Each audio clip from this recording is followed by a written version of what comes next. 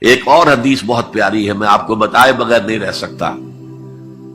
حضور اپنے حجرے سے برآمد ہوئے تو آپ نے دیکھا مسجد نبوی کے ایک کونے میں صحابہ بیٹھے ہیں، قرآن کا مذاکرہ کر رہے ہیں۔ مذاکرہ ایک ہوتا ہے درس، ایک شخص بول رہا ہے دوسرے سن رہے ہیں، یہ نہیں، مذاکرہ آپس میں۔ حضور کے چہرے پر بشاشت کے آثار ظاہر ہوئے۔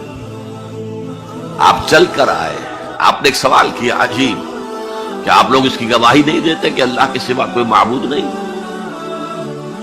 اور میں اللہ کا رسول ہوں اور یہ قرآن اللہ کے پاس سے آیا ہے؟ جواب کیا تھا؟ بلا یا رسول اللہ، بلا یا رسول اللہ، بلا یا رسول اللہ۔ اللہ کے رسول کیوں نہیں، ہم گواہی دیتے ہیں۔ اب فرمایا جس کے لیے میں نے یہ حدیث سنائی، فاستبشروا، خوشیاں مناؤ، جیسے ہم نے دوسرا جو تھا سورہ یونس کی آیات، فبذالک فلیفرحوا، خوشیاں مناؤ، جشن مناؤ اس قرآن پر۔ فاستبشروا، تو بشارتیں حاصل کرو، فإن هذا القرآن طرفه بأيديكم وطرفه بيد اللہ، اس قرآن کا ایک سرا تمہارے ہاتھ میں، ایک سرا اللہ کے ہاتھ میں۔ سب سے بڑا ذکر جسے قرآن الذکر کہتا ہے، انا نحن نزلنا الذکر وانا له لحافظون، دی ذکر وہ قرآن ہے، هو الذکر الحکیم وهو الصراط المستقیم۔ اور تم نماز کی ہر رکعت میں کہتے ہو اہدنا الصراط المستقیم، وہ صراط مستقیم تو اللہ نے تمہیں دے دیا ہے، یہ قرآن ہی تو ہے صراط مستقیم۔ یہ وہ شے ہے کہ جس کے ہوتے ہوئے خواہش نفس آپ کو کج نہیں ہونے دے گی، زیغ نہیں آئے گا اس کے ساتھ، اس کے ہوتے ہوئے کبھی کجی نہیں آئے گی تمہارے اندر، زبانیں التباس نہیں پیدا کر سکے گی۔ قرآن جو ہے اپنی حفاظت خود کرتا ہے، اس پر باطل حملہ آور ہو ہی نہیں سکتا، نہ سامنے سے نہ پیچھے سے۔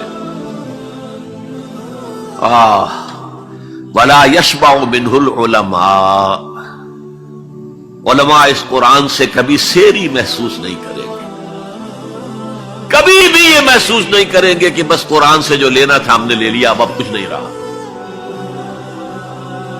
پڑھتے رہیں گے، پڑھتے رہیں گے، پڑھتے رہیں گے، معلوم ہوگا ہر مرتبہ کوئی نئی چیز آ رہی ہے۔ بار بار کے پڑھنے سے اس پر کوئی باسی پن طاری نہیں ہوگا۔ کوئی اور کتاب دنیا میں ایسی نہیں ہے، ایک دفعہ پڑھ لی، دو دفعہ پڑھ لی، پھر تیسری دفعہ ہاتھ لگانے کو جی نہیں چاہتا، پڑھنے کو جی نہیں چاہتا، سوال ہی پیدا نہیں۔ یہ وہ ہے، پڑھتے رہو گے، پڑھتے رہو گے، اس پر کوئی باسی پن طاری نہیں ہوگا۔ وَلَا تَنْقَضِي عَجَائِبُهُ، اس کے عجائب کبھی ختم نہیں ہوں گے۔ یہ وہ کتاب ہے جسے جیسے ہی جنوں نے سنا فوراً کہا ہم نے آج ایک بہت عمدہ کلام سنا ہے، کتاب سنی ہے، تو ہم تو ایمان لے آئے۔ ایک دفعہ سنا ہے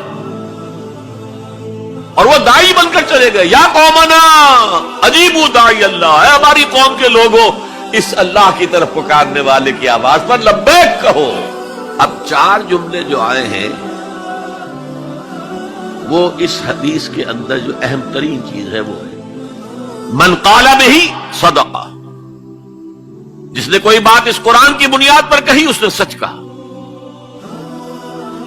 ومن عمل بہ اجر، جس نے اس پر عمل کیا اس کا اجر محفوظ۔ ومن حکم بہ عدل، اور جس نے اس کی بنیاد پر کوئی فیصلہ کیا اس نے عدل کیا۔ اور آخری جملہ، کاش کہ اس کا مصداق اللہ مجھے بھی اور آپ کو بھی بنا دے، وَمَن دَعَا إِلَيْهِ هُدِيَ إِلَىٰ صِرَاطٍ مُسْتَقِيمٍ، جو اس قرآن کی طرف لوگوں کو بلائے گا، کسی اور کو ہدایت ہو نہ ہو، اس کی ہدایت ہو گئی۔ حضرت جبرائیل نے حضور سے کہا یا محمد صلی اللہ علیہ وسلم، امتک بعدک، آپ کے بعد آپ کی امت کا کیا حال ہوگا، کون سہارا ہوگا؟ حضور نے فرمایا مَل مخرج منها یا جبرائیل، اے جبرائیل تو بھی بتاؤ اس مسئلے کا حل کیا ہے، نکلنے کا راستہ کون سا ہے؟ تب حضرت جبرائیل نے یہ ساری حدیث پڑھی،